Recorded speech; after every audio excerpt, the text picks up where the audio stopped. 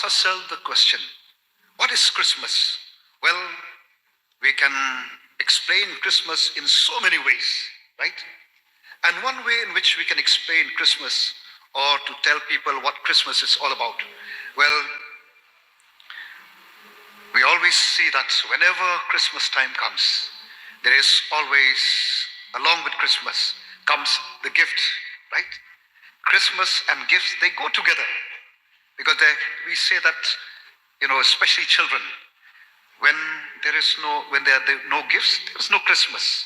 So when Christmas time comes, then children, they expect gifts, and which is also true. But when we talk about gifts, normally we only talk of, or we express gifts in terms of, tangibles, something that we can touch, something that we can see. But there are so much, of the non-tangible that is also associated with Christmas. Christmas is not just about, giving gifts which we can see, which we can touch, but there are also certain gifts that we receive during Christmas. And that was the gift that God gave us in the first Christmas, when He gave His only begotten Son. And it is a gift. Yes, He gave us His Son, but also along with that, there are several other gifts which are associated with the first Christmas. And it is those gifts that I want to share with you this evening. And they are the gifts that I am sure when we leave this place, we will carry and take those gifts along with us and take it to the world around us. So, what are those gifts? I have 3 gifts to offer you. The 3 gifts that was given to us by God Almighty when He gave His Son, Jesus Christ, to us. The first gift, well, I know that I don't have, much time, but I will try to speak as short as possible, and also maybe we also towards the end allow ourselves into the hands of the Holy Spirit to touch each one of us, where that is what we also need. Besides the word, we also need the Holy Spirit to touch our life. So, what is the first gift when we think about the first Christmas? To me, when I think about the first Christmas, it reminds me of one gift. And one of the gifts that I want to share with you is the gift of direction. The gift of direction. You see, whenever we talk of Christmas, we are reminded time and time again of the 3 wise men. And the 3 wise men who came from the east, who were inspired by that mysterious star that appeared in the heavens. And these are people who were, from the east. The condition of the east was such that they were looking for an answer to the problems that they were facing then. So they were saying, is there a solution to these problems that we are facing? And in that moment, they saw a star appearing. It was a very mysterious star. Though some, they argue that it was just a fable. Some would say that it was an angel. Some say that it is a miracle. The debate goes on and on, unending. But no matter what, the Bible tells us that these 3 wise men, they saw the star and they followed the star. And the star led them to a place, to the land of Judea. And what happened, we all know. The moment they reached the land of Judea, what these wise men did was, they went straight into the palace where King Herod was there. And what was the question that they asked? They asked this question: where is the one who has been born King of the Jews? Where is the one who has been born King of the Jews? And then they also said this: we saw his star. We saw his star when it rose, and we have come here to worship him. So these three wise men, looking for an answer to life's question, and God gave him, a clue, looking at that star. Yes, they followed that star. And when they reached a place, they took their eyes off that star, right? They took their eyes of that star, and they depended, or rather, they allowed the human mind, the human intelligence, the human knowledge, and all of the things of man to overtake them. And what they did was that they took their eyes from the star and they landed up in the wrong place. That was what the Bible tells us, that the three wise men, all along, they were following the star. The star took them to the right place, But then, when they reached the place, thinking, yes, this is the place, they did not wait for the star day. And then they landed up in the wrong place, thinking that this is the right place. But then, thank God, they came out of that place. They came out of that palace, and they went looking again for that star. But praise God, he is always there, always waiting for someone, who turns to him. And when they saw the star again, when they found the star, again the star took them to the place where, and to find an answer to their problems, or to find an answer to their, to the questions that they have been looking for. And that star, took them to the place where Jesus, as a baby, was born, in a manger. And the Bible tells us in Matthew chapter 3, verse 10, when they saw the star, they were overjoyed. When they saw the star, they were overjoyed. Why? Not only that they found that the star that had led them from their place where they started their journey is a star that never left them. Rather, they were the one who left the star, but the star was always with them to lead them into the right place, to find an answer to their life's problem. And that is why Solomon reminds us that in Proverbs chapter 3, verse 5, to trust in the Lord with all your heart and lean not on your own understanding. Dear friends, from this first gift of direction, what is the message for us this evening? Well, I'm sure, on the 1st of January 2024, I'm sure many of us, we took some New Year resolution, right? We took some New Year resolution that this year I will do this year I will live like this, and so on and so forth. This is what many of us, we do whenever, the first of the year come. Now, we are here today, the 8th of December. We have just about 3 weeks left for the new year. Well, let me, ask each one of us, my dear friends, are you still on the right track? Are you still following, your dream? Are you still holding on to your resolution that you took on the 1st of January 2024? Well, I cannot see, I do not know whether you're still on the right track or not. But for those who are on the right track, carry on. But in case some of us who have gone astray due to the distractions of the world, due to the events that have happened, I know, back, where you come from, back at your place, it is not easy. But then, remind us that, well, some of us might have departed from the track that we have drawn for ourselves, maybe in our words, in our thoughts, in our deeds, in many aspects of our life, maybe even in relationship, we might have departed from what we wanted. Dear friends, let me remind us that this evening, I believe it is a special evening for some of you.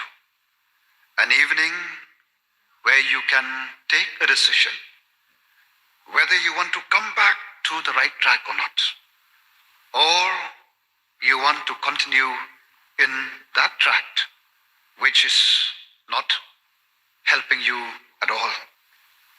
Well, just like the three wise men, they thought that they were wise enough.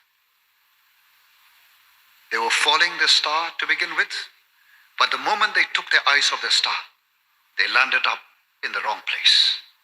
Out on one, I'm sure God, our Lord and Savior, He knows each one of us. He sees and He knows the path that we are treading right now. And we cannot hide from Him. We cannot, lie to God.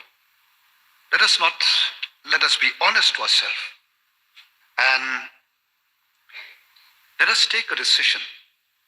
I invite you to take a decision this evening to turn away from all wrong path, even though you may think that it is right. But God wants us to turn away from those paths, which I'm sure you know, I know, whether it is right or wrong. And God knows whether we are on the right track or not. Let us be like the wise men and come out from that path which is not right and search for the star, who is Jesus Christ, our Lord and Savior, who said, I am the light of the world. Whoever follows me will never walk in darkness, but will have the light of life. This is the first gift that the first Christmas gave to mankind.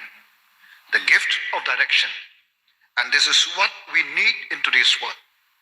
To be led by this light, the everlasting light of Jesus. And we have this word of God, which is a light to our path, a lamp to our feet and a light to our path. And if we stick to this word, we will never go wrong. We will never go astray in our life. And it is up to each one of us to examine our life, examine ourselves. Are we in the right track or not? Are we in the track that God wants us to be? If not, let us once again, like the wise men, take a stand to say, no, I will come out from that palace and again look for the star. And that star is always waiting for us to take us by the hand and lead us into the path of righteousness, into the path where Jesus said, once again, I am the light of the world. Whoever follows me will never walk in darkness, but will have the light of life. The second gift that I want to share is the gift of love and compassion. The gift of love and compassion. We all remember the story about Joseph and Mary. The Bible tells us that Joseph, along with his wife Mary, who is pregnant, they left the town of Nazareth and they had to go to Bethlehem in order to register themselves for the census that was being conducted then by Caesar Augustus, who ordered that a census is to be taken. So every person should go back to their native place. And so they left Nazareth and went to Bethlehem. And the Bible tells us that in Luke chapter 2 verse 6, Luke chapter 2 verse 6, while they were there, the time came for the baby to be born. But then there was no room for them in the inn. While they were there, that was in Bethlehem, The time came for the baby to be born, but unfortunately, sadly, there was no room for them in the inn. My dear brothers and sisters, if we go back to the Jewish culture, if we go back to what Moses, what Moses told the Jewish people, told the chosen one, the Kahal, another name for the people of Israel. When we look at the Bible, Deuteronomy chapter 10 verse 19, God told the Israelites, love the stranger. In other words, love any stranger that comes to you. And in Leviticus chapter 19 verse 33, it says that if a stranger dwells with you in your land, you shall not mistreat him. If a stranger dwells with you in your land, you shall not mistreat him. But what happened when Joseph and Mary, who was about to give birth, the Bible tells us that there was no room for them in the inn. A denial of hospitality during that, in that time when Jesus was about to be born, we can say that it is quite outrageous. It is against the culture of the Jewish people, but sadly, till today, this thing is still happening. It is still happening till today. We see a world that seems to have forgotten the commandments of God. I'm talking about in the time of before Jesus was born. People who followed the commandments of Moses, but then the same people, they denied a place to a woman who is about to give birth. And when we look at the world today, don't you see the same thing happening in the world today? I see the same thing that is happening in the world today. Yes, the world has advanced so much in terms of knowledge, in terms of technology, in many things. We have advanced so much. But then, at the same time, we have failed in the basic of life, to care for one another. But thank God, on Christmas, the first Christmas, it reminds us that for God so loved the world that he gave his only, or presented his one and only Son. And whoever so believeth in him shall not perish, but have eternal life. I ask a question to myself. Why would God send his only begotten Son to such a world which is so evil, a world which is so crooked, a world which is so selfish, a world without kindness, without compassion, without empathy? Why would God send his Son to such a world? Imagine. And the only reason is to show the world the essence of love. What is the real meaning of love? God sent his only begotten Son to show the world what true love is all about.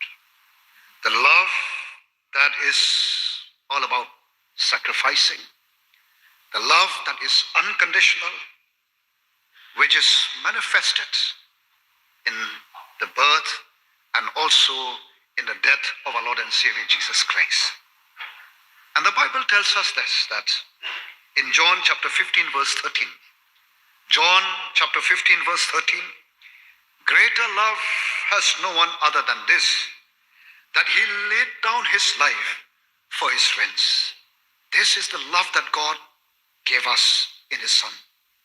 Greater love has no one other than this, that he laid down his life for his friend.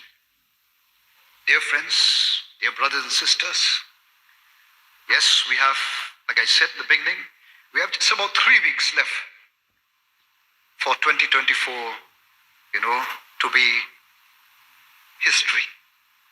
Now, if we ponder and if we look back, I believe many or some of us must have had a very, very bitter experience, because there are people, I'm sure, who have let you down. There are people who have cheated you. There are people who have made you so angry that you can never forgive them and you can never forget them. I'm sure as a community, you must have gone through so much pain, so much of anger, so much of bitterness, so much of, of being cheated, being let down by people who maybe you thought that they will be, come to your rescue. And when we encounter such a thing in life, I'm sure many of you are deeply hurt, are deeply wounded in your heart, and I'm sure there is a deep scar within you. And what we all need today, what you all need today, I'm sure, is healing, is the touch of God to heal your broken heart, to heal the wounds. But thank God that He gave this beautiful gift of love, and that love which is found only in our Lord and Savior, Jesus Christ. I know it's not easy for many of you.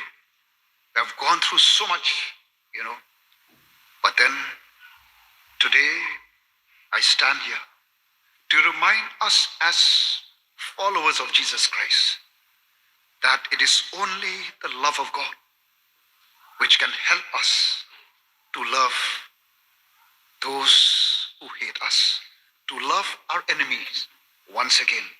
I know it's a very difficult, but do we have any other option as Christian? No. There is no other way out but to accept the love that Jesus Christ, that love that God gave us in the first Christmas, and to take that love and to win over our enemies. There is no other weapon strong enough that can win the evil of the world but the love of Jesus Christ. Amen? And that is why we remember when Jesus, while He started His ministry, the Bible tells us that, for example, in Matthew chapter 9, verse 36, when Jesus saw people, the Bible tells us that He felt compassion for them because they were in distress. I'm sure this very moment, the Lord sees each one of you, and He sees the, deep down in your heart. He sees your mind. He sees your thought. He sees your heart. That is maybe in deep distress. And Jesus is here to offer you this great gift of love that you need in order to help heal the wounded heart, to help and to heal your soul, your spirit. And the Bible also tells us that when the Lord saw her, when the Lord saw her, He felt compassion for her and said to her, "Do not weep." And I'm sure some of you are still weeping, when you think of what has happened to many of you. And Jesus said, "Do not weep. I give you my love, a love that can help to heal you, to wipe away the tears." And we remember Jesus, on the cross. What were the words that He said? "Father, forgive them, for they do not know what they are doing." I know it is not easy to say the words of Jesus, but do we have a choice? No. We do not have any other choice but to say, like Jesus said, Father, forgive them, for they do not know what they are doing. And we can say this only if we allow that love of God to, to settle in our hearts, allow Him to rule over our heart and our mind and our life. That is and this is one of the greatest gifts that God has given to mankind. And it is love that can conquer all the evils of this world. And so, my dear brothers and sisters, I know this gift, the second gift that I'm sharing with you, is not a very easy gift to accept. Because once you accept this gift, you have to use it and to win over your enemies. And we thank God that God has given us this gift, a gift which is so amazing, which the human mind will never be able to comprehend. But it is a gift that He's offering in the first Christmas, and He's offering till today, 2024, the same gift that can help us, help you as a community to overcome, the issues that, that you have been encountering over the last few years. The last gift that I want to share with you is the gift of unity and the gift of oneness. On that first Christmas, we were told that when Jesus was born, who came to the manger? We had the three wise men, we had the shepherds, and we had the angel also coming. Heaven and earth came together to this one place, to, in Bethlehem, to worship this baby Jesus, to come and kneel before baby Jesus. Now, when I think about that first Christmas, seeing the angels coming, the three wise men coming, and the shepherds all coming together, it is simply a reminder that with Jesus, there is no distinction, no discrimination in terms of caste, creed, position. All came together to that manger to worship this King of Kings and the Lord of Lords. And there are several passages, in fact, in the Bible that tells us that, wherever Jesus went, people would flock and follow Jesus. And that is why, Jesus said those words that in John chapter 12, verse 32, but I, John 12, verse 32, but I, when I am lifted up from the earth, I will draw all men to myself.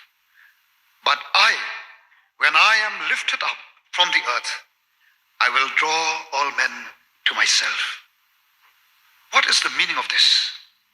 Well, friends, recently, the BBC global survey, in this survey, it tells us this, that 3/4 of the world, 3/4 of the world today is highly divided. 3/4 of the world is highly divided. Divided on political factor, religious factor, caste, rich and poor, indigenous, immigrants, color of skin, wealth, position, etc., etc. So 3/4 of the world is now a world which is highly divided in terms of color, caste, creed, religion, the community that we belong to, the place where we come from, in terms of our position, in terms of education, and so on and so forth. This is the world that we are living today.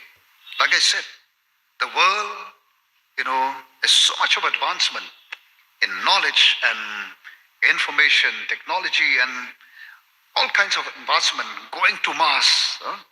India is sending, a rocket to space, to the sun. All this is going on.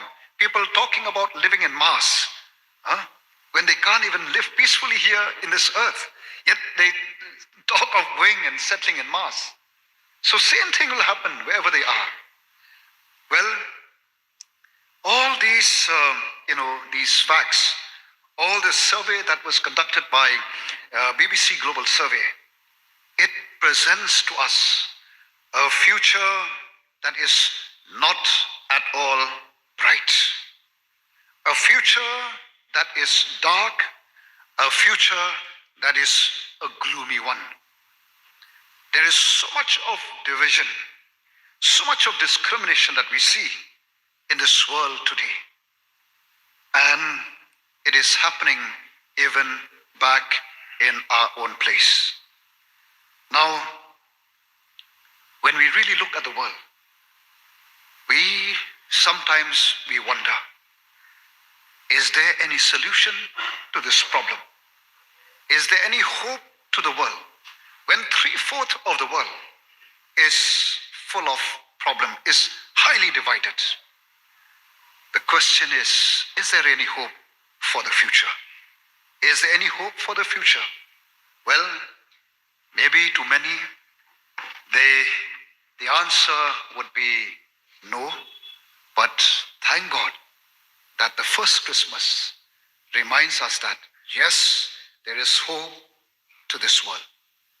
Only if we accept the gift that God gave us the first Christmas, to draw something good from that first Christmas, where people from all walks of life, they came together.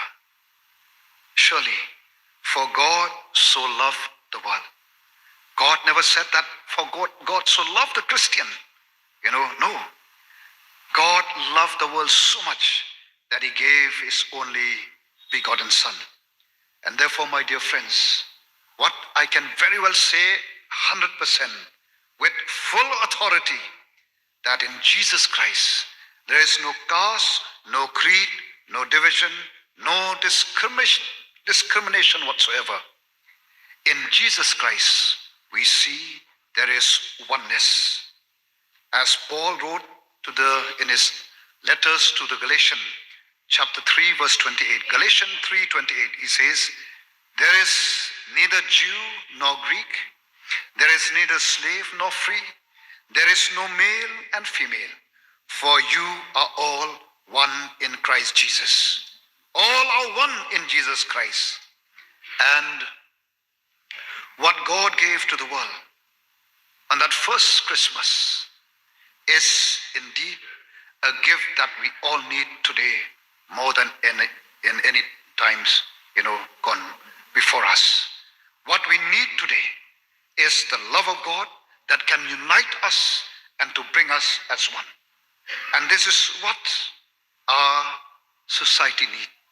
Our family, there is so much of broken family in today's world, broken relationship. And this, as I say, charity begins at home. Let it begin with me first. Let my mind, my heart, and my body be united, so that whatever I think, whatever I do in, led by that love, led by, God, the Trinity, God the Father, God the Son, and God the Holy Spirit. That is what I believe we all need in today's world.